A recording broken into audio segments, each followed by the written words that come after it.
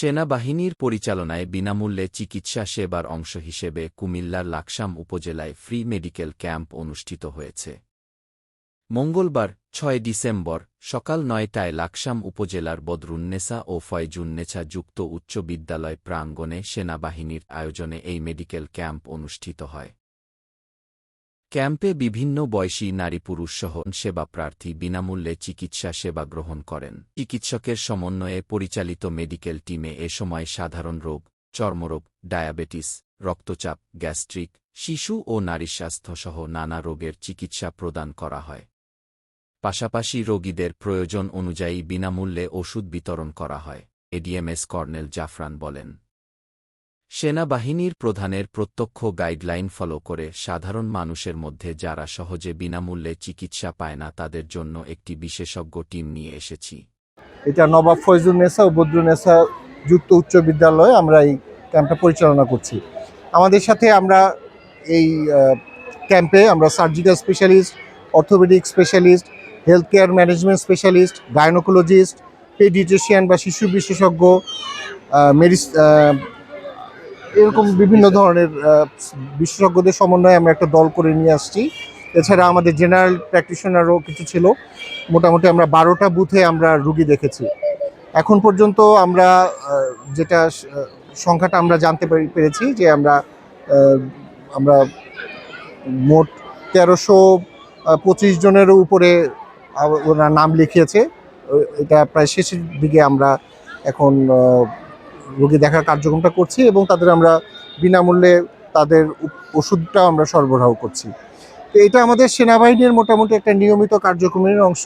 যখন আমরা unit two civil পাওয়ারে ডিপ্লয় হই, আমাদের মাননীয় সেনাপ্রধানের নির্দেশ, আমরা সেখানেই জনগণকে যেভাবে আমরা হেল্প করার সুযোগ পাই সেইভাবে যেন আমরা একটা পরিচালনা করি। সেই গাইডলাইন্স অনুযায়ী আসলে আমরা 33 পদাতিক ডিভিশন থেকে জিওসি মহোদয়ের নির্দেশে আমরা এই ক্যাম্পটা পরিচালনা করছি এবং আমরা পরবর্তীতে আমাদের এরিয়ার দায়িত্বপ্রাপ্ত আরও 5টি জেলায়, মোট 6টি জেলাতেই আমরা এ ধরনের ফ্রি মেডিকেল ক্যাম্পেইনগুলো অতি দ্রুত নির্বাচনের পূর্বেই আমরা পরিচালনা করব বলে আমরা প্ল্যান করেছি আর কি, আমরা গ্রহণ করেছি।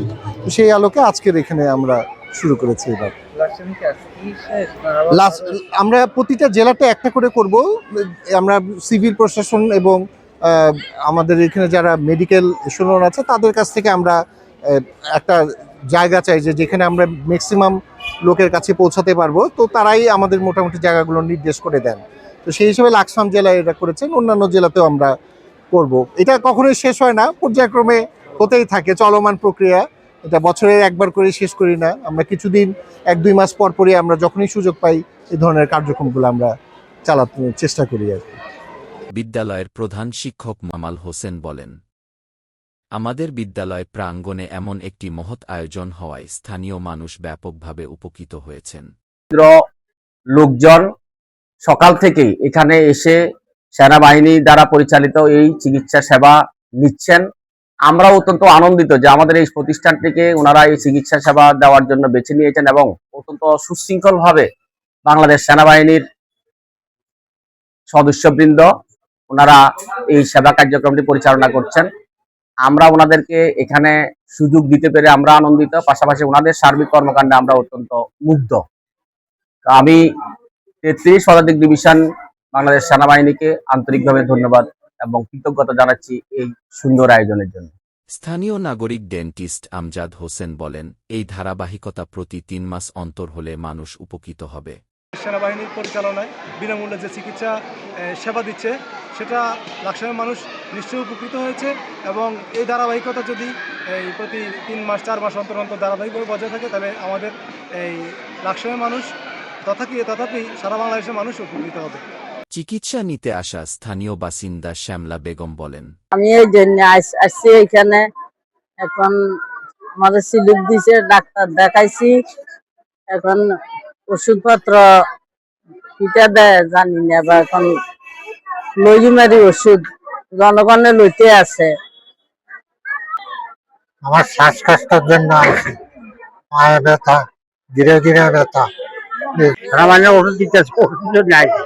স্থানীয়রা সেনাবাহিনীর এই মানবিক উদ্যোগকে স্বাগত জানিয়ে ভবিষ্যতে আরও বেশি সংখ্যক এলাকায় এ ধরনের মেডিকেল ক্যাম্প আয়োজনের দাবি জানান।